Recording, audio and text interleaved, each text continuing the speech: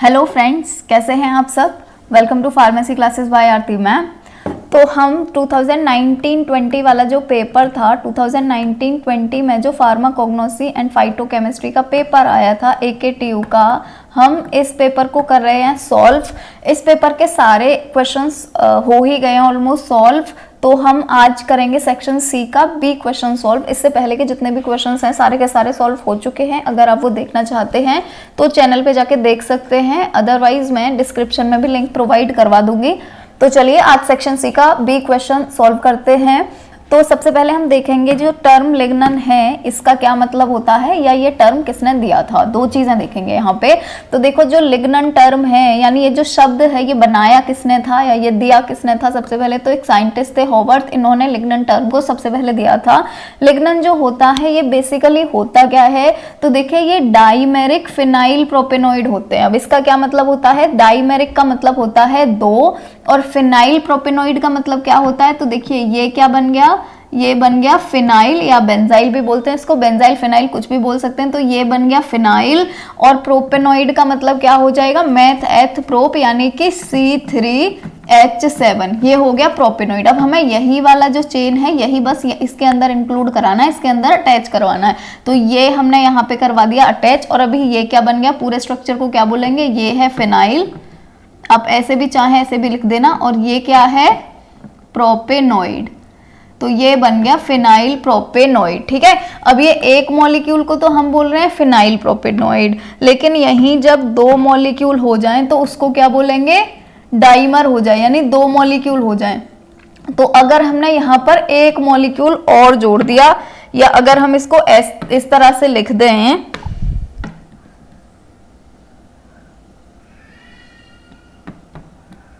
अगर हम इसको इस तरह से भी लिख सकते हैं कि इसके दो मॉलिक्यूल अगर हो गए तो इसको क्या बोलेंगे, इसी को ही बोलते हैं हम लिग्नन।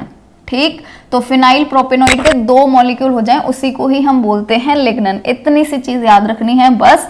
अब देखिए आप अगर यहां पर भी देखेंगे ये जो बना हुआ है, आप इसको भी अगर देखेंगे नीचे जो स्ट्रक्चर्स बने हुए हैं, तो देखिए ये क्या है, फिनाइल, ये और ये क्या है, प्रोपेनॉइड। और वैसा ही सेम स्ट्रक्चर एक ये रहा फिनाइल, और ये क्या हो गया, प्रोपेनॉइड। तो ये दो मॉलिक्यूल हो गए फिनाइल के, और ये दो मॉलिक्यूल हो गए प्रोपेनॉइड के। तो समझ आ गया, इसीलिए इसको बोलते हैं डाइमेरिक फिनाइल प्रोपेनॉइड। अब यहाँ पे एक और चीज होती है गौर करने वाली, कि ये जो दो मॉलिक्यूल हैं ये जुड़ेंगे कहाँ से।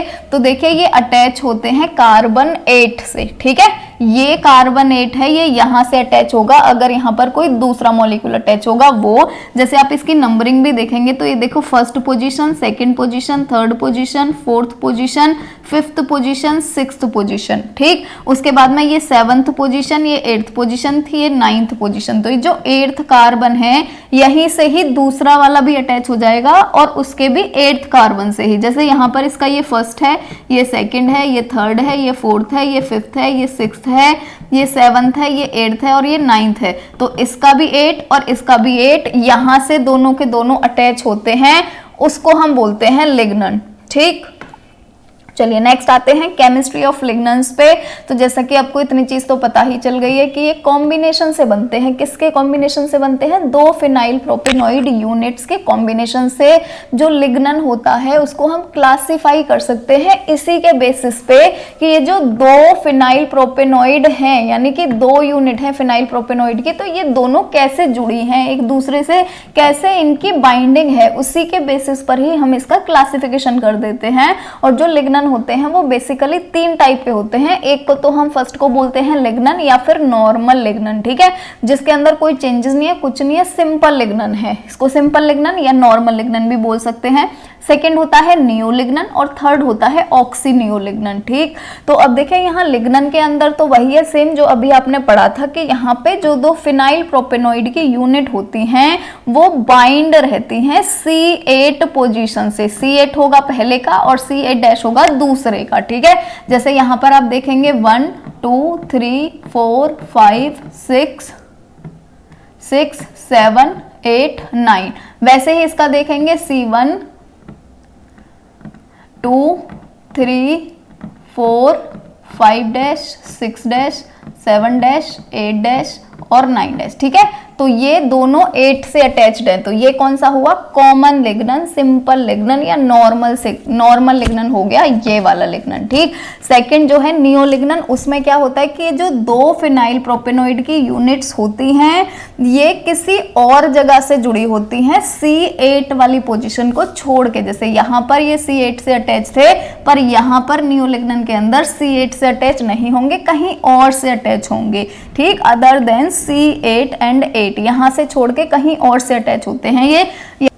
तो देखिए यहाँ पर हम इसको देखेंगे तो ये हो गई 1 2 3 4 5 6 7 8 और 9। इधर अगर हम देखेंगे दूसरी साइड में ही तो इधर है ये वाली पोजीशन है 1 2 3, चलो इधर लिख लेते हैं 2 3 4 5 6 7 8 एंड 9। ठीक, तो यहाँ पर आप देखेंगे यहाँ पर ये कौन सी पोजीशन से अटैच्ड हैं, दोनों 3 पोजीशन से अटैच है, यानी ये किससे अटैच हैं, 3 एंड 3 डैश से अटैच हैं, इसीलिए ये लिग्नन तो होगा नहीं, ये क्या हो जाएगा, नियो लिग्नन। अब थर्ड जो होते हैं ऑक्सी नियो लिग्नन, इनमें क्या होता है, इनमें जो दो फिनाइल प्रोपेनॉइड के यूनिट्स होते हैं ये बाइंड होते हैं COC बॉन्ड से। इसको ऑक्सी नियो लिग्नन क्यों बोल रहे हैं, क्योंकि इसमें O आ जाएगा बीच में, दो कार्बन के बीच में एक ऑक्सीजन आ जाएगा। जैसे अगर यहाँ पर आप इसकी नंबरिंग देखेंगे तो देखिए 1 2 3 4 5 6 7 8 और 9। ठीक, यहाँ पर इसकी पोजीशन देखेंगे 1 2 3 4 5 6 7 8 9। ठीक है, तो 8 से तो ये भी नहीं अटैच्ड है क्योंकि इसका 8 यहाँ पर है, इसका 8 यहाँ पर है, तो नियो लिग्नन तो ये हो ही गया। ठीक है, इसी केसेस में ही नियो लिग्नन हो गया। लेकिन ऑक्सी नियो लिग्नन क्यों है, तो ये ऑक्सी नियो लिग्नन इस वजह से है क्योंकि देखिए यहाँ पर ये ऑक्सीजन अटैच्ड है, ये कार्बन, ये ऑक्सीजन और ये कार्बन। ठीक है, तो यहाँ पर ये वाला बॉन्ड आ गया ना, तो इसको क्या बोलेंगे, इसको बोलेंगे ऑक्सी नियो लिग्नन। नेक्स्ट पढ़ेंगे बायोसिंथेसिस लिग्नन की। जो लिग्नन होते हैं ये बेसिकली शिक्मिक एसिड पाथवे से बनते हैं, और कल ही हमने वीडियो में कवर किया था कि शिक्मिक एसिड से बनते हैं 3 एरोमेटिक अमीनो एसिड। और ये एरोमेटिक अमीनो एसिड को याद करने के लिए भी मैंने बोला था कि क्या कर लेना, PTT कर लेना, है ना, ये बोला था। PTT का मतलब क्या था, P का मतलब था फिनाइल एलानिन, T का मतलब था ट्रिप्टोफेन और ये वाले T का मतलब था टायरोसिन। तो देखिए P का मतलब क्या था, फिनाइल एलानिन, और ये यहाँ पर क्या है, फिनाइल एलानिन। ठीक, तो यहाँ पर शिक्मिक एसिड पाथवे से जो phenyl alanine aromatic amino acid बनता है, इस फिनाइल एलानिन से ही जाके बनते हैं सारे के सारे लिग्नन। ठीक, अब नेक्स्ट आते हैं कमर्शियल एप्लीकेशन ऑफ लिग्नन पे। कमर्शियल एप्लीकेशन का बेसिकली मतलब क्या होता है, यूजेस ही होता है, तो हमें यहाँ पर लिखने हैं uses of lignans.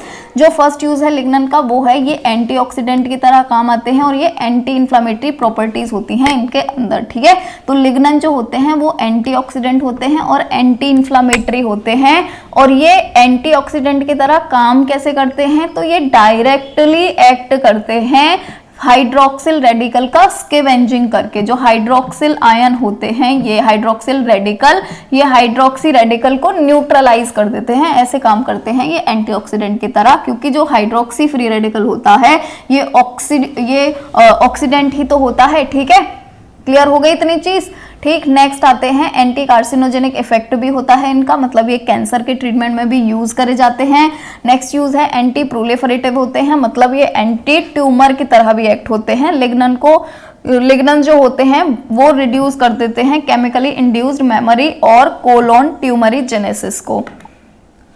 Next application है ये एंटी हाइपरलिपिडेमिक की तरह भी काम करते हैं। एंटी हाइपरलिपिडेमिक मतलब लिपिड का जो कॉन्सेंट्रेशन है ब्लड के अंदर उसको कम कर देंगे, तो ये LDL और VLDL यानी लो डेंसिटी लिपिड और वेरी लो डेंसिटी लिपिड या लाइपोप्रोटीन, इनके लेवल को कम कर देते हैं।